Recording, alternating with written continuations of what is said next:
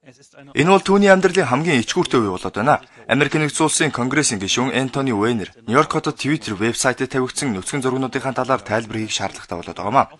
Өнгөрсөн жилүүдэд 6 бүсгүйтэй Twitter, Facebook болон утсаар энгийн бус харьцаа үүсгэж байсан нь ардчилсан намаас сонгогдсон улс төрчийн талаар хатуухан шүүмжлэлд өртөөд байна. Хэвлийн хурал дээр Конгрессийн гишүүн олон удаа биеэн барьж чадахгүй байгаа нь ажиглагдж байна.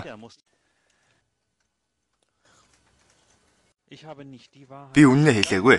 Би ийм юм хийсэндээ буруугаа хүлээж байна. Би өөрийн амьдралын хамгийн чухал хүмүүс, надад итгэдэг хүмүүсийг гомдоож тэднийг сэтгэл санааны хүнд байдалд оруулсан. Би үүндээ маш их харамсаж байна. Би эхнэрээсээ болон үр хүүхдүүдээсээ уучлалт гуйсан. Мөн найз нөхөд намайг дэмждэг хүмүүсээс ч гэсэн уучлалт гуйсан. Би өөрийнхөө үйлдсэн үйлдэл шийдвэрээсээ маш их ичиж байна. Интернет хуудасд тавигдсан секс зургуудынх нь нэг нь Уэйнерийн дотор хуудастайгаа түүний цаанаас бэлэг хэрэгт нь харагдаж байгаа зураг байлаа. Тэрээр энэ зургаа нэгэн оюутан бүсгүйд илгээсэн байжээ. Цааш нь дамжуулах үедээ хувийн нууцаа хадгалгаа мартсан олон мянган хүнд түүнийг интернетээр харах боломж олгосон байна. Харин Уэйнер өөрийн Twitter-ийн хуудас руу хакерууд дайрсан байна гэж тэр үед дүгнэж байжээ. Гэсэн хэдий ч түүний нүцгэн зургууд шинээр интернетэд тавигдсаар байсан нь өнөөдрийн түүнтэй холбоотой секс шуугианы үндэс болжээ. 46 настай Уэйнер ардчилсан намын хүчтэй өрсөлдөгчийн нэг байсан бөгөөд түүнийг 2013 онд ардчилсан намаас Нью-Йорк хотын хамбан захирагч болох хүн гэж үзэж байсан.